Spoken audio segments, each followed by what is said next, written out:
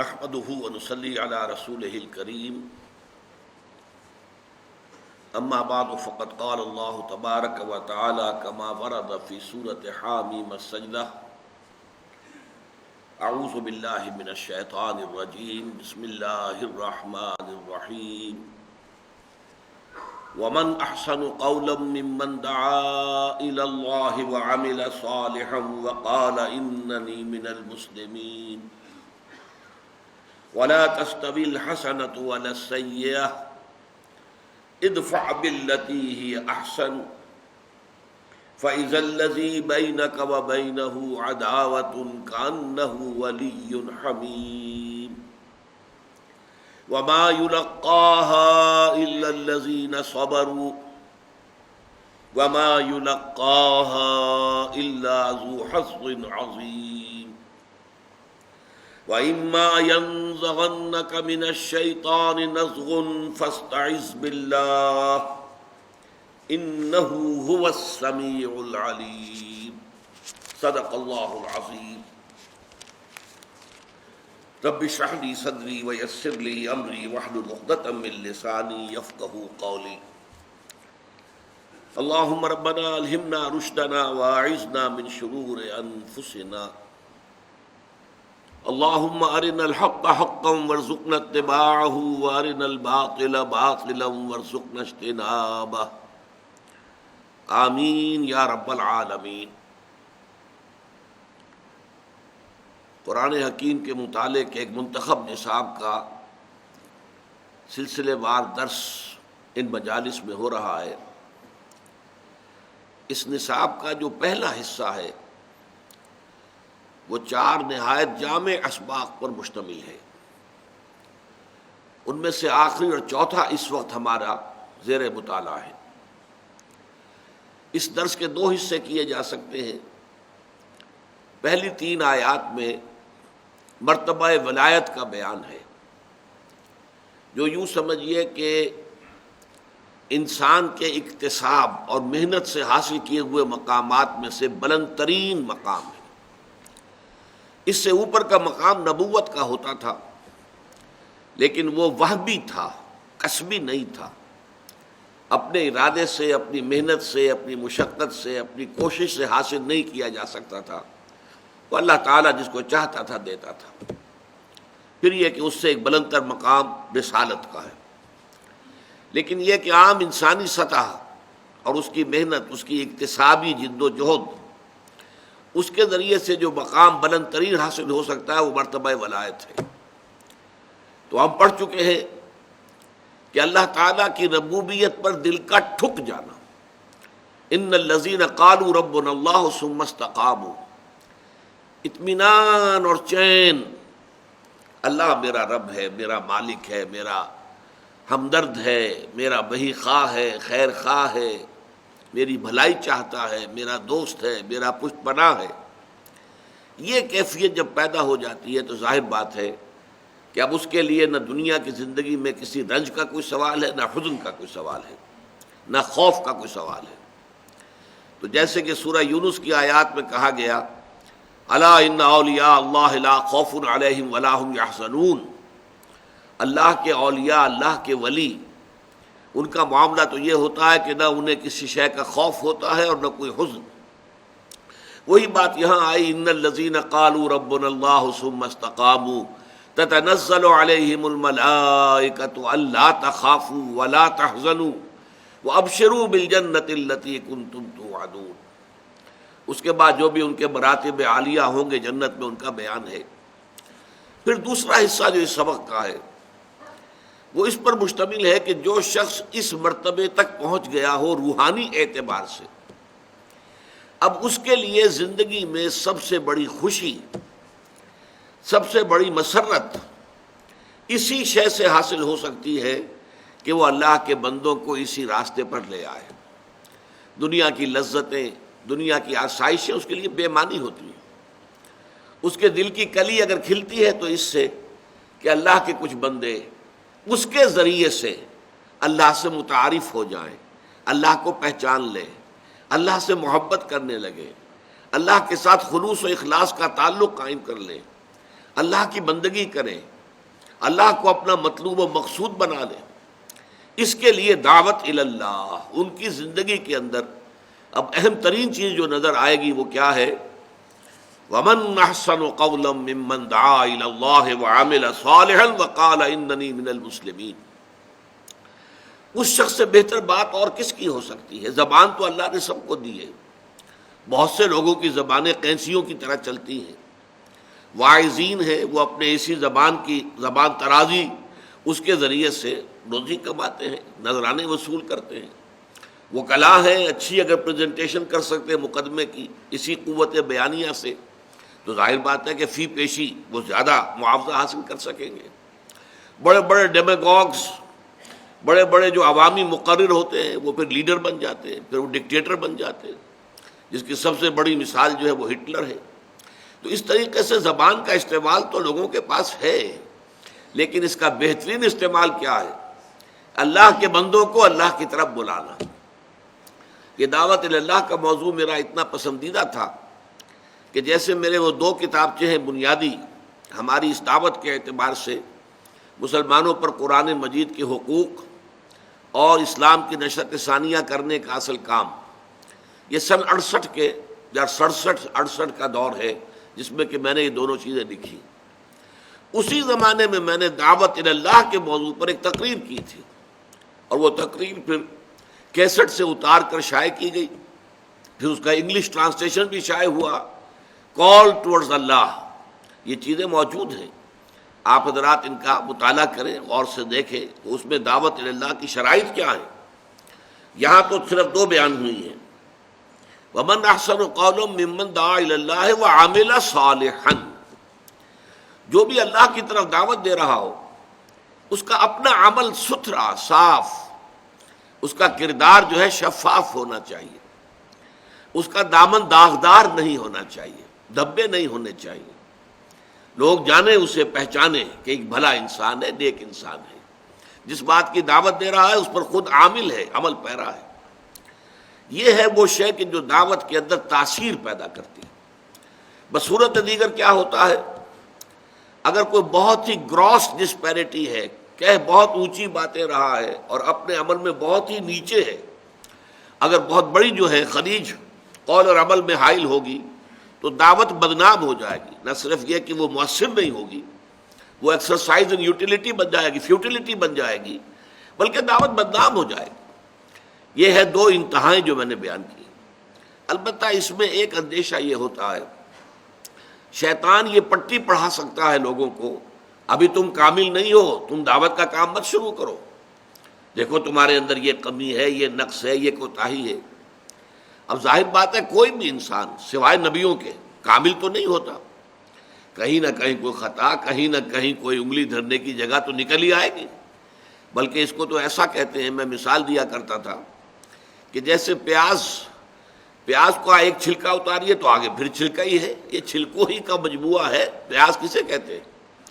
اب اگر فرض کیجئے کہ آپ کو اپنے کچھ برائیوں کا احساس ہو گیا، آپ نے وہ برائیاں دور کر لی، گویا کہ چھلکا اتر گیا، اب اگلا چھلکا جو اس پر آپ کو کوئی داغ نظر آ جائیں گے۔ یہ اگلے چھلکے والے داغ اس وقت تک نظر نہیں آ سکتے جب تک کہ پہلا چھلکا اترے نہ۔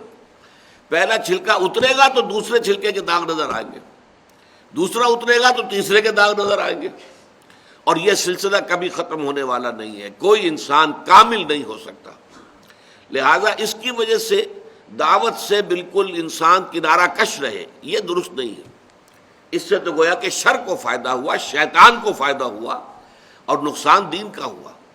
تو انسان کام کرے، دعوت دیتا رہے، اور اس میں یہ البتہ ضرور کہ اپنا جائزہ لیتا رہے، سیلف سینسر، خود اپنے آپ کو سینسر کرے کہ میں کیا کر رہا ہوں۔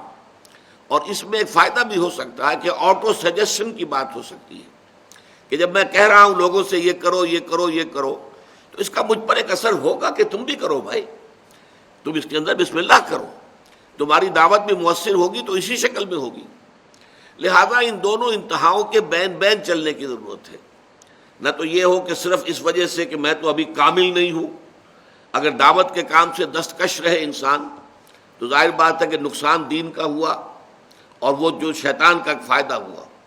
البتہ یہ بھی ہے کہ بہت زیادہ ڈسپیرٹی نہ ہو، بہت بڑی خلیج حائل نہیں ہونی چاہیے. چھوٹے موٹے گناہ، چھوٹی موٹی خامیاں، اس پر بھی اگر کوئی توجہ دلائے کہ بھائی دیکھو تمہارے اندر یہ خامی ہے تو اس کا شکریہ ادا کریں. حدیث میں جو الفاظ آتے ہیں المسلم مرآۃ المسلم، ایک مسلمان دوسرے مسلمان کے لیے آئینہ ہے. کیا معنی؟ آپ آئینے میں اپنا چہرہ دیکھتے ہیں، نظر آتا ہے یہاں کوئی داغ لگا ہوا ہے، کیا چیز ہے، اس کو میں صاف کروں. یہ جو چہرے کا داغ ہے آئینے سے نظر آیا نا آپ کو، ورنہ آپ کو نظر نہیں آتا کہ کیا ہے. اس پہلو سے ایک مسلمان کو دوسرے مسلمان کے لیے آئینہ بن جانا چاہیے کہ اس کی خامیوں میں، اس پہ خطاؤں میں اس کو متنبہ کرے، اس کو بتائے، لیکن بتائے دل جوئی کے ساتھ، نرمی کے ساتھ، اور معلوم ہو کہ یہ شخص جو ہے وہ خیر خواہی کے تحت یہ بات کہہ رہا ہے، صرف اپنی دھونس جمانے کے لیے نہیں کہہ رہا ہے، اپنے زہد کا جو ہے وہ سکہ جمانے کے لیے نہیں کہہ رہا ہے. انداز تحقیر کا نہ ہو کہ تمہارے اندر یہ خرابی ہے دیکھو، نہیں، بلکہ ہمدردی کا ہو، دل سوزی کا ہو، خلوص اور اخلاص کا ہو. بہرحال یہ ومن احسن من قولا ممن دعا الی اللہ وعمل صالحا. اور تیسری چیز وقال اننی من المسلمین، اور وہ یہ کہے کہ میں بھی مسلمانوں میں سے ہوں. یعنی میں اپنے آپ کو کوئی شے دیگر نہیں سمجھتا، میں کوئی بالا تر شخصیت اپنے آپ کو نہیں سمجھتا، میں بھی عام مسلمان ہوں جیسے کہ اور مسلمان ہوں. اس میں ایک تو تواضع کا پہلو ہے کہ یہ نہ ہو کہ تکبر پیدا ہو جائے. اگر آپ دعوت اللہ کے منصب پر اللہ نے آپ کو فائز کر دیا ہے، آپ اس کام میں لگے ہوئے ہیں، تو تواضع پیدا ہو جانی چاہیے، اپنی خامیاں نظر آنی چاہیے، اور اس کے پیش نظر طبیعت کے اندر بجائے تکبر کے، بجائے فخر کے، بجائے اکڑ کے، الٹا تواضع، جھکاؤ پیدا ہونا چاہیے، عاجزی اور تذلل پیدا ہونی چاہیے. جیسے کہ میں نے بتایا تھا، شیخ سعدی کہتے ہیں کہ پھلدار درخت جب جیسے آم کا درخت ہے یا کوئی اور سنترے کا درخت ہے، تو جب پھل لگتا ہے تو شاخیں جھک جاتی ہیں. ایسے ہی انسان کی شخصیت میں اگر اچھے اعمال، اچھے کردار، اچھے اخلاق اگر اس کے پھل لگیں تو شاخوں کو جھکنا چاہیے. وقال اننی من المسلمین میں ایک بات اور بھی ہے، اور وہ یہ ہے کہ کوئی نیا تفرقہ نہ پیدا کرے. میں بھی مسلمانوں میں سے ہوں، ہم مسلمان ہیں، ہم سب کے سب مسلمانوں میں سے ہیں. اس معنی کے اندر یہ نہ ہو کہ نہیں ہمارا ایک علیحدہ نشان ہے، ہمارا علیحدہ ایک شعار ہے، ہم اپنے آپ کو ان چیزوں کی بنا پر ممیز کر دیں گے. یہ مسجد ہماری ہے، یہاں کوئی نہ آئے، وہاں لکھ دیا جائے یہ مسجد فلاں ہے، تاکہ دوسرے لوگ جو ہیں وہ اس کے اندر پھر داخل ہی نہ ہو. یہ چیزیں جو ہیں تفرقہ، اس کی نفی ہے. وقال اننی من المسلمین. اب جیسا کہ ہم دیکھتے آئے ہیں سورۃ العصر سے، جب سے ہم نے مطالعہ شروع کیا ہے اس منتخب نصاب کا، جب بھی دعوت الی الخیر آئے گی اس کے لیے اس کے مخالفت ہوگی اور اس کے راستے میں مزاحمت ہوگی. چنانچہ جب آپ اللہ کی طرف بلائیں گے تو جن لوگوں نے اپنی خدائی کا سکہ دنیا میں چلا رکھا ہے، کوئی فرعون ہے اور وہ کہتا ہے انا ربکم الاعلی، کوئی نمرود ہے وہ کہتا ہے میں رب ہوں، یا یہ کہ کوئی اور ڈکٹیٹر ہے وہ سمجھتا کہ میرے ہاتھ میں اختیار مطلق ہے، ظاہر بات ہے انہیں تو پسند نہیں آئے گا. وہ بادشاہ ہے، مالک الملک بن کر بیٹھا ہوا ہے، جس کی زبان سے نکلا ہوا ہر لفظ قانون بن جاتا ہے، وہ کیسے پسند کریں گے کہ دعوت اللہ، اللہ خدا واحد کی دعوت ہو. اسی کی جیسا کہ میں نے پرسوں کے جمعے میں بیان کیا تھا کہ اس توحید دعوت اللہ جو ہے اس کی 3 کرولریز ہیں انتہائی انقلابی. سب سے پہلی بات یہ کہ حاکم صرف اللہ ہے، کسی اور کو حاکمیت کا حق حاصل نہیں ہے. ان الحکم الا للہ امر لا تعبدوا الا اياه ذلك الدین القیم ولا یشرک فی حکمہ احدا. تو مثبت پہلو میں بھی منفی میں بھی حکم کا اختیار، حاکمیت کا حق اللہ کے سوا کسی کو نہیں، اور وہ کسی کو اپنے اس حق میں شریک کرنے کو تیار نہیں. انسان کے لیے کیا ہے؟ خلافت ہے. اب جنہوں نے اپنی حاکمیت کے تخت جما رکھے ہیں انہیں یہ دعوت کیسے پسند آئے گی؟ اسی طرح اسی نقطۂ توحید کا جیسا کہ میں نے وہ شعر بھی سنایا تھا علامہ اقبال کا کہ زندہ قوت تھی زمانے میں یہ توحید کبھی کبھی تھی آج نہیں رہی. زندہ قوت تھی زمانے میں یہ توحید کبھی، اور اب کیا ہے؟ فقط ایک مسئلہ ہے علم کلام، علم کلام کا ایک مسئلہ بن گیا ہے. ہیں صفات ذات حق، حق سے جدا یا عین ذات، امت مرحوم کی ہے کس عقیدے میں نجات. اب یہ ہے بحثیں چل رہی ہیں، یہ بحثیں جو بالکل دور ازکار ہیں، جن کا کوئی تعلق جو ہے انسان کی عملی زندگی سے نہیں. عملی زندگی سے دوسرا تعلق کیا ہے؟ مالک حقیقی ہر شے کا صرف اللہ ہے. للہ ما فی السماوات و ما فی الارض. یہ الفاظ تو اتنی مرتبہ آئے ہیں کہ گنتی نہیں کی جا سکتی. اس کے معنی کیا ہوئے؟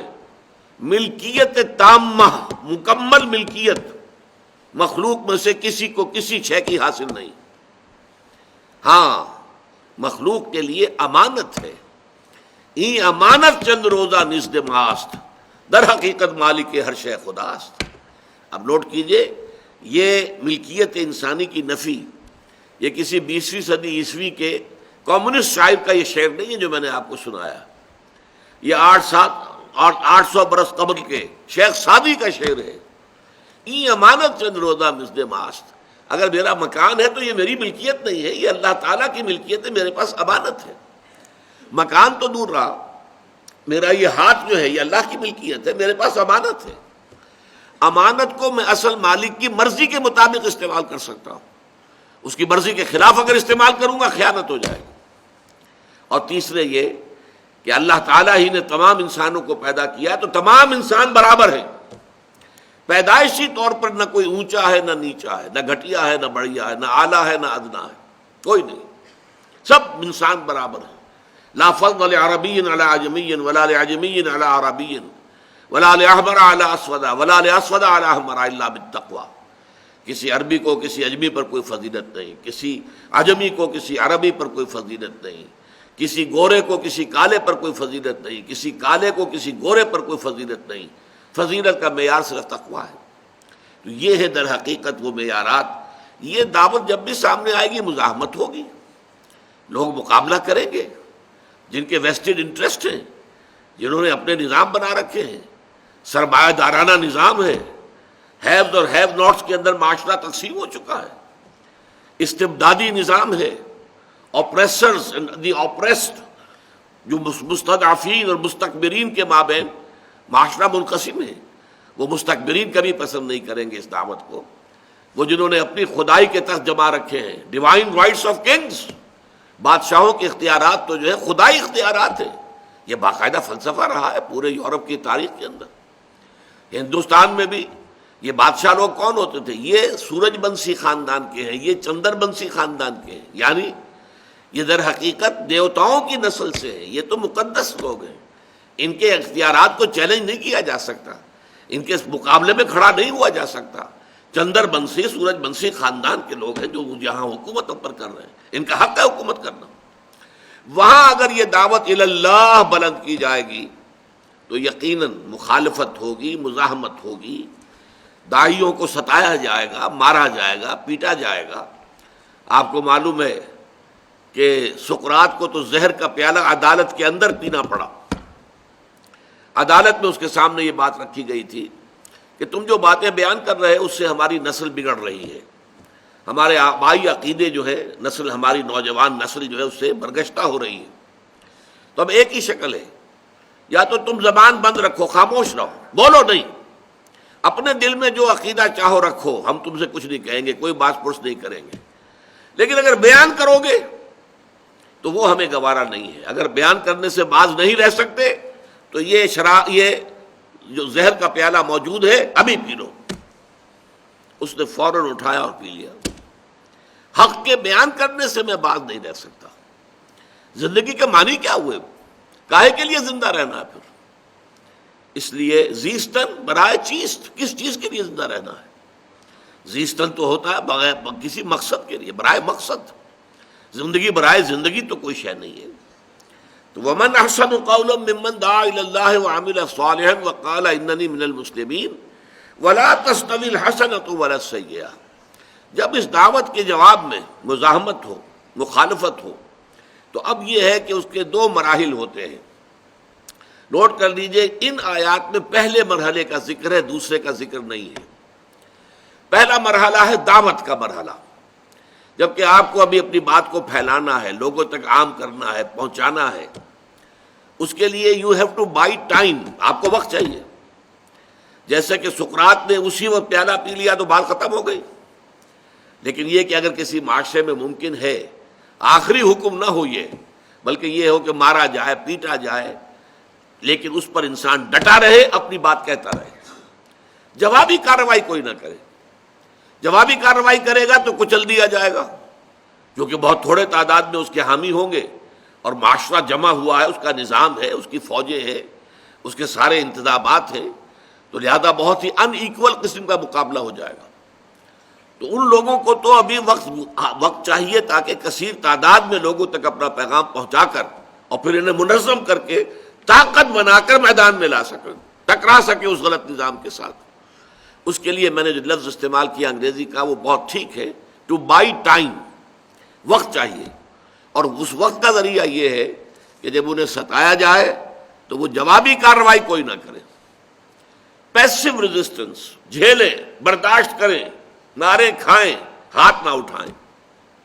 لوگ گالیاں دیں وہ دعائیں دیں، لوگ پتھراؤ کریں وہ پھول پیش کریں. نتیجہ کیا ہوگا کہ کوئی بہت ہی زیادہ پرورٹڈ قسم کے لوگ ہوں گے جو ایسے لوگوں کو ایذا پہنچائیں گے. عام انسان جو ہے جس میں انسانیت کی تھوڑی سی بھی رمق ہے وہ ایسے لوگوں کے خلاف کیسے ہاتھ اٹھائے گا؟ یہ لوگ تو ہاتھ اٹھاتے نہیں، یہ جوابی کارروائی کرتے نہیں. انہوں نے کسی کے ساتھ کوئی برائی نہیں کی ہے، انہوں نے کوئی چوری نہیں کی ہے، ڈاکہ نہیں ڈالا ہے، انہوں نے کوئی اور خلاف اخلاق حرکت نہیں کی ہے. اور یہ کہ پھر جب ان کو کچھ کہا جا رہا ہے تو جواب میں یہ دعائیں دے رہے ہیں، لوگ گالیاں دے رہے ہیں اور یہ دعائیں دے رہے ہیں، لوگ پتھراؤ کر رہے ہیں اور یہ پھول پیش کر رہے ہیں.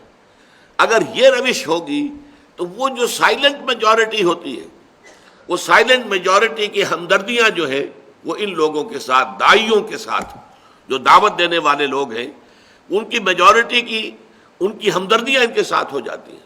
اور پھر بہت سے لوگ، اس کا نتیجہ یہ بھی نکلتا ہے، جیسے آپ کو معلوم ہے پتھر کے اندر بھی مسلسل اگر پانی کا قطرہ گرتا رہے ایک مقام پر تو سوراخ ہو جاتا ہے پتھر میں.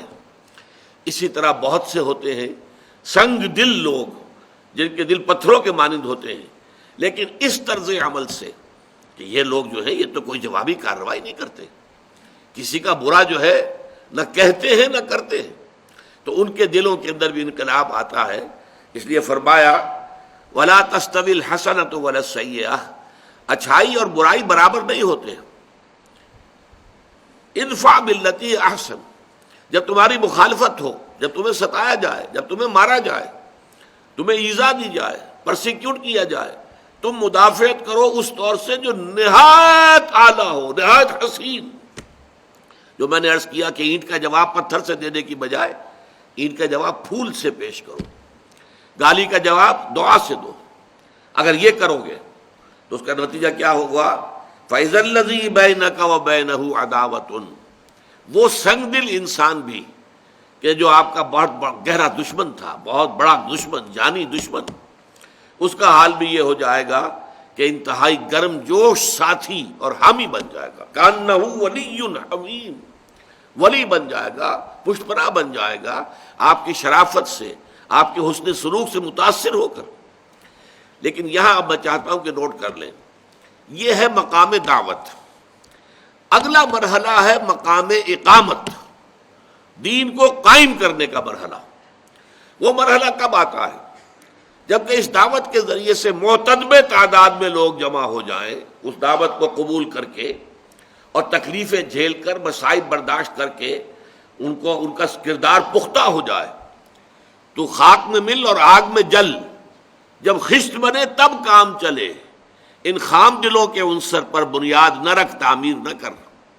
خام ہے جب تک تو ہے مٹی کا ایک انبار تو، اور پختہ ہو جائے تو ہے شمشیر بے زنہار تو.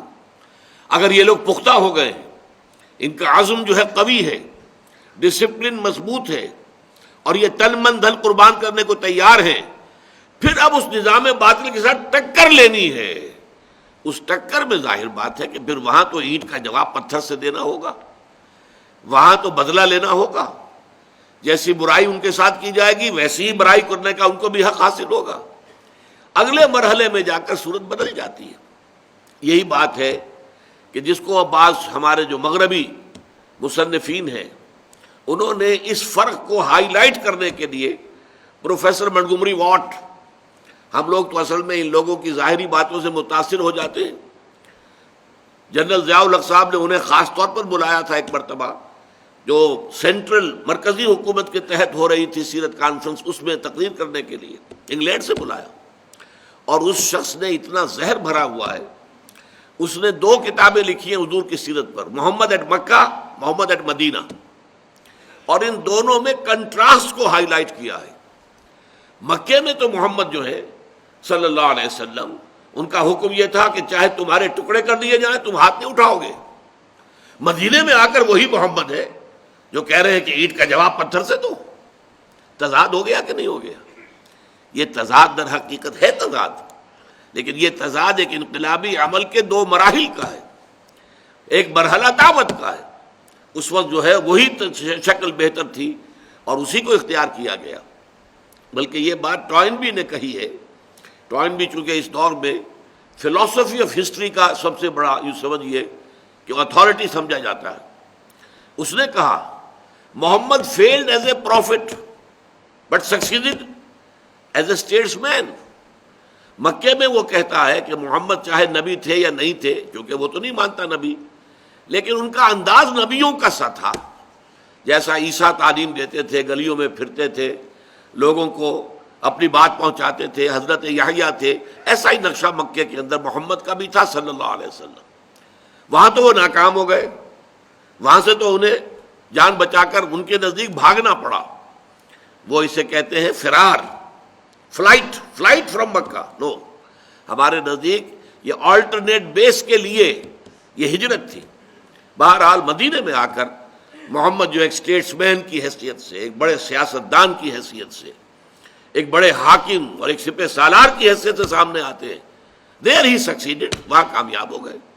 تو یہ زہر در حقیقت جو ہے، اس کو یوں سمجھ لیجئے انقلابی عمل اگر آپ سمجھیں۔ میری کتاب جو ہے منہج انقلاب نبوی صاحب صلاۃ وسلام، اس کا مطالعہ کیجئے تو معلوم ہوگا کہ یہ ایک ہی پروسیس کے مختلف مراحل ہیں۔ ایک مرحلے پر جھک کر صلح کرنا مناسب تھا، صلح حدیبیہ میں جھک کر صلح کی ہے۔ اگلے مرحلے میں صلح کا کوئی فائدہ نہیں تھا، بلکہ صلح کا مطلب یہ ہوتا کہ کفر کو آپ فریش لیز آف ایگزسٹنس دے دیں۔ حضور کے علم میں تھا کہ مکے والوں کے اندر اب مقابلے کی تاب نہیں ہے، ہمت نہیں ہے، تو صلح کا مطلب یہ تھا کہ خامخواہ شرک کو مزید مہلت دی جائے۔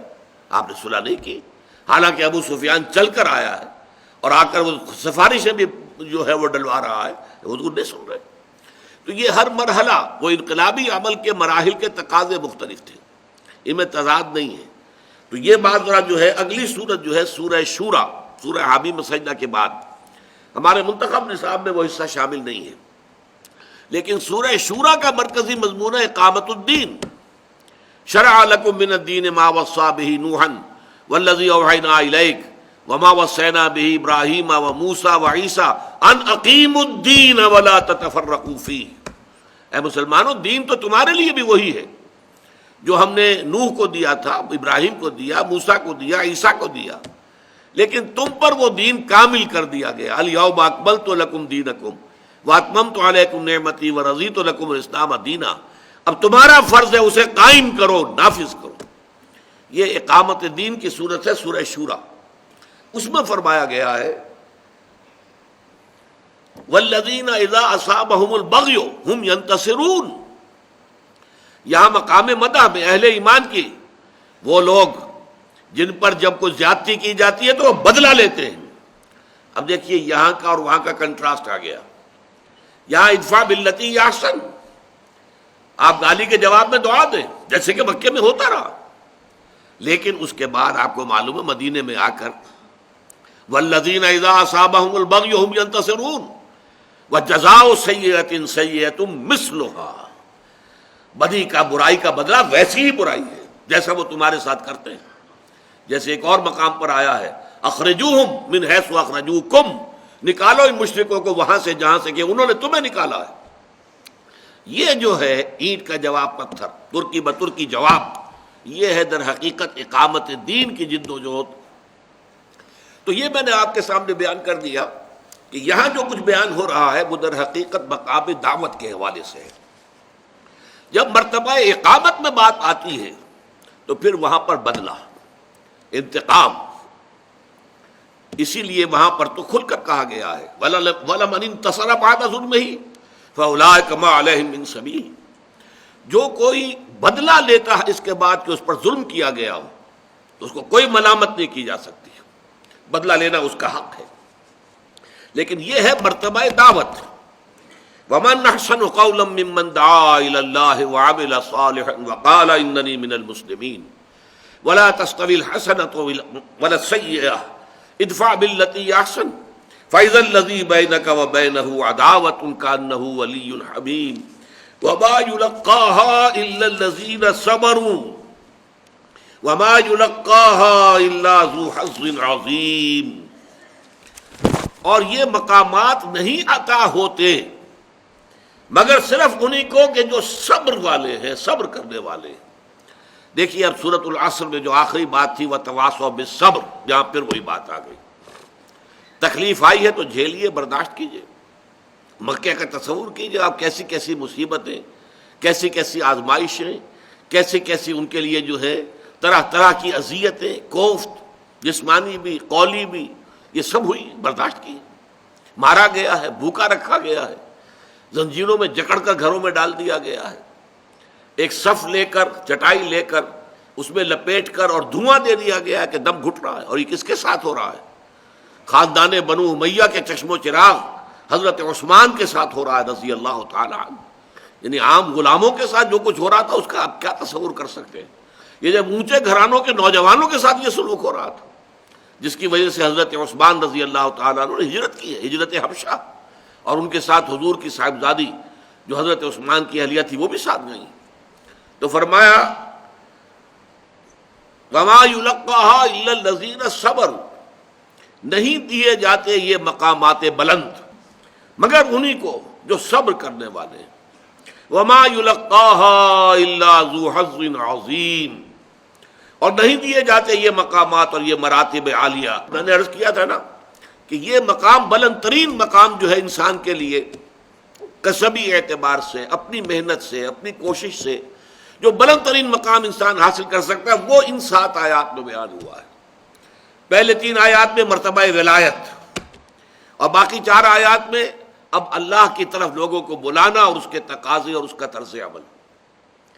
وَمَا يُلَقَّاهَا إِلَّا الَّذِينَ صَبَرُوا وَمَا يُلَقَّاهَا إِلَّا ذُو حَظٍّ عَظِيمٍ، نہیں دیے جاتے یہ مقامات مگر انہی کو کہ جو بہت نصیب والے ہیں۔ حظ، حظ اردو میں بھی استعمال ہوتا ہے، حصہ، نصیب، حظ، تو حظ عظیم، جو بہت بڑے نصیب والے ہیں، بہت خوش قسمت لوگ ہیں، یہ مقامات بلند جو ہیں، یہ مرتبہ بلند ملا جس کو مل گیا۔ ہر مدعی کے واسطے دار و رسم کہاں، یہ مقامات جو ہے یہ در حقیقت بہت ہی صاحب نصیب اور صاحب قسمت لوگوں کے حق میں آنے والے ہیں۔ یہ یلقاہا جو ہے یہ فعل مجہول ہے، نہیں دیے جاتے یہ مراتب۔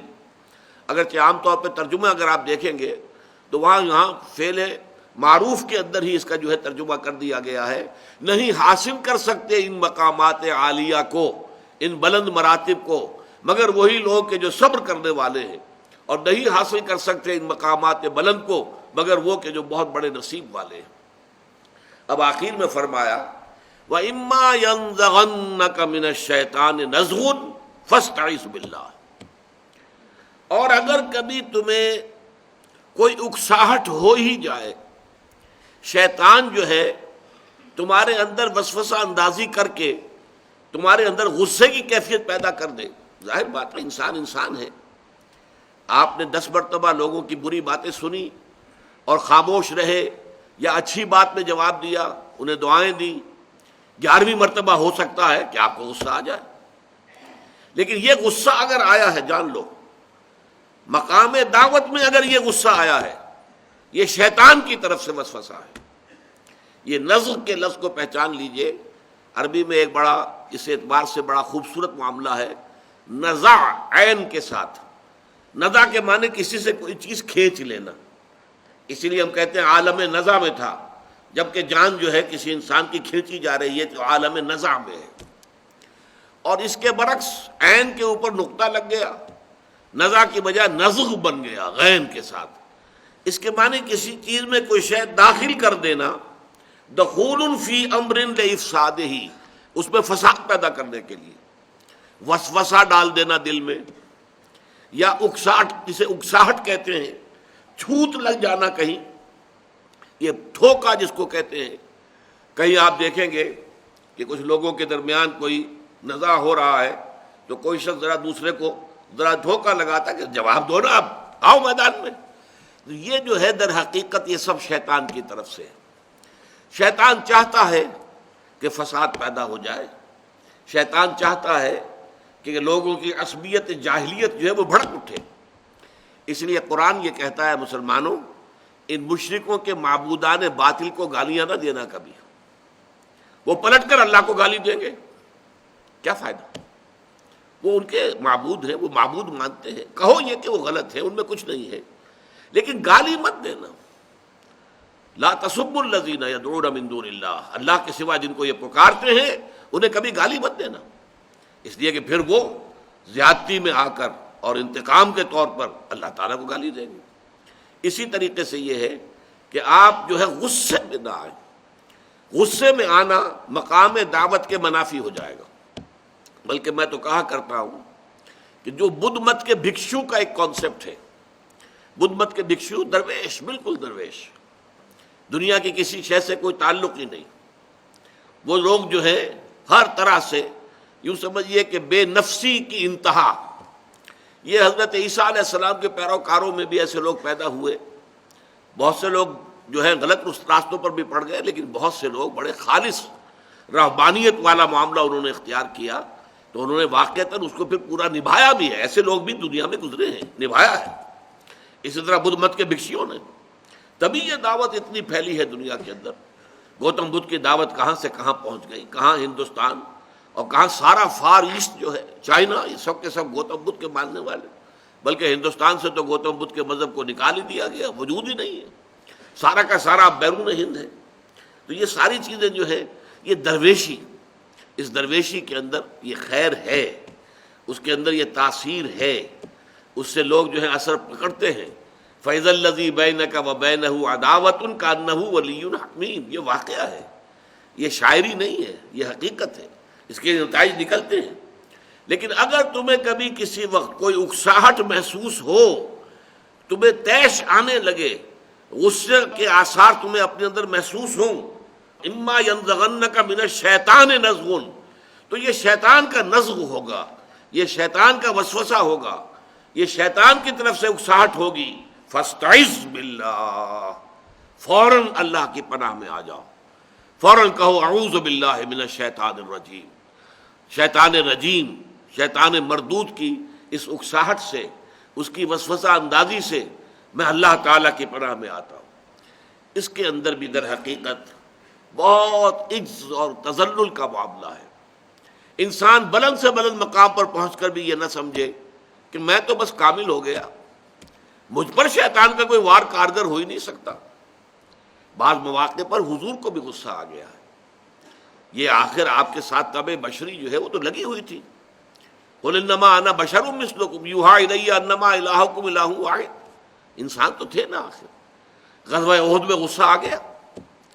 غزوہ احد میں جب آپ کا خون کا فوارہ چھوٹا ہے اور آپ بے ہوش ہوئے ہیں، ہوش میں آئے ہیں، تو آپ نے کہا کیف یہدی اللہ قوما خضبوا وجہ نبیہم بالدم. اللہ ایسے لوگوں کو کیسے ہدایت دے گا جنہوں نے اپنے نبی کے چہرے کو خون سے رنگ دیا. فوراً آیت نازل ہوئی لیس لک من الامر شیء اما یعذبہم و اما یتوب علیہم. اے نبی، آپ کے ہاتھ میں کوئی اختیار نہیں ہے کہ کوئی ایمان لا سکتا ہے یا نہیں، اور کوئی ہدایت پائے گا یا نہیں. یہ اختیار کلیتاً اللہ کا ہے. اللہ چاہے گا تو انہیں عذاب دے گا. یقیناً انہوں نے زیادتی کی ہے، یہ ظالم ہے، یہ مشرک ہے، انہوں نے نقصان پہنچایا ہے، تکلیفیں پہنچائی ہیں، یہ مستحق ہے سزا کے. اللہ چاہے گا تو سزا دے گا، لیکن اللہ چاہے گا توبہ کی توفیق عطا کر دے گا. اور آپ کو معلوم ہے کہ جس شخص کی وجہ سے وہ چرکا لگا تھا مسلمانوں کو، خالد ابن ولید تھے کہ جو اس وقت جو کفار کا، مشرکین کا جو رسالہ تھا، کیولری، اس کے کمانڈر تھے۔ انہوں نے دیکھ لیا کہ غلطی کی ہے ان مسلمانوں نے، تیر اندازوں کو جنہیں حضور نے ایک درے کے اوپر مقرر کر دیا تھا 50، کہ یہاں سے کبھی نہ ہلنا، چاہے تم یہ دیکھو کہ ہمیں شکست ہو گئی ہے، ہم سب قتل ہو گئے ہیں اور ہمارا گوشت پرندے نوچ نوچ کر کھا رہے، تب بھی تم نے یہاں سے نہیں ہلنا۔ لیکن جب فتح ہو گئی تو ان کے مابین ایک نزاع ہو گیا، لوگوں نے کہا حضور نے تو شکست کی صورت میں کہا تھا، یہ تو فتح ہو گئی ہے۔ 50 میں سے 35 افراد وہاں سے چلے گئے، حالانکہ لوکل کمانڈر کہتے رہ گئے کہ دیکھو یاد کرو حضور نے کیا کہا تھا، مت ہلو یہاں سے۔ تو اگرچہ انہوں نے حضور کی بات کی تعویل کر دی تھی، میں تسلیم کرتا ہوں کہ حضور نے شکست کی صورت میں کہا تھا، لیکن لوکل کمانڈر کا حکم ماننا بھی تو لازم تھا کہ نہیں؟ ان کی حکم عدولی کی، اور وہ قابی نگاہ خالد ابن ولید کی، اس نے دیکھ لیا کہ وہ اب درہ خالی ہے، مسلمانوں پر پیچھے سے حملہ کیا جا سکتا ہے۔ پورے کوہ احد کا چکر لگا کر پیچھے سے آ کر، اور کیولری کا حملہ، جبکہ لوگوں کا رخ بھی دوسری طرف ہو، ورنہ آپ کو معلوم ہے کیولری کا مقابلہ بھی کیا جاتا ہے، نیزے جو ہے تان دیے جائے، گھوڑوں کی گردنوں کے اندر سواروں کو نیزوں میں پرو لیا جائے، لیکن ان کا تو رخ تھا ادھر، کفار کا لشکر بھاگ رہا تھا اور وہ تعاقب کر رہے تھے، پیچھے سے کیولری کا حملہ ہوا ہے۔ پھر جو ہوا ہے وہ آپ کو معلوم ہے، 70 صحابہ شہید ہوئے، حضور زخمی ہوئے، بے ہوش ہوئے، بہت زیادہ خون جانے کے باعث، اور خبر اڑ گئی کہ حضور شہید ہو گئے، معاذ اللہ۔ یہ سارے حالات ہوئے ہیں کیوں؟ وہ شیطان کا ایک ٹھوکا۔ فرمایا وَإِمَّا يَنزَغَنَّكَ مِنَ الشَّيْطَانِ نَزْغٌ فَاسْتَعِذْ بِاللَّهِ، فوراً اللہ کی پناہ میں آ جاؤ، کبھی یہ نہ سمجھنا کہ تم شیطان سے بالکل محفوظ ہو، مامون ہو، مسعون ہو، نہیں، شیطان کو یہ اللہ تعالیٰ نے چھوٹ دے رکھی ہے، قیامت تک کے لیے دے رکھی ہے۔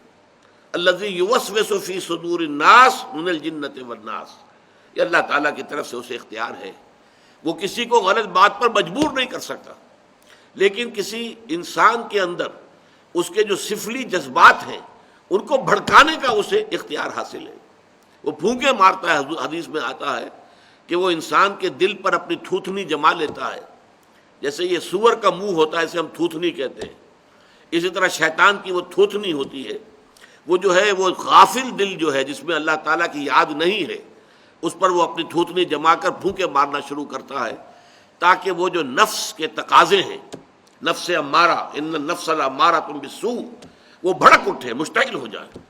تو جب بھی یہ کیفیت محسوس کرو فاستعذ باللہ، تو اللہ تعالیٰ کی پناہ طلب کرو، انہ هو السمیع العلیم، یقیناً وہ سب کچھ سننے والا اور سب کچھ جاننے والا ہے۔ یہ آیت قرآن مجید میں سورہ اعراف میں بھی آئی ہے، وَإِمَّا يَنزَغَنَّكَ مِنَ الشَّيْطَانِ نَزْغٌ فَاسْتَعِذْ بِاللَّهِ، یہاں تک تو پہلے ہی یہی الفاظ ہیں، البتہ اس کے بعد ہے انہ سمیع علیم، نکرہ کی شکل میں صفات کی صورت میں آیا ہے، یہاں انہ هو السمیع العلیم، اس لیے کہ صرف وہی ہے جو سب کچھ سننے والا اور سب کچھ جاننے والا ہے۔ بارک اللہ لی ولکم فی القرآن العظیم ونفعنی وإیاکم بالآیات والذکر الحکیم۔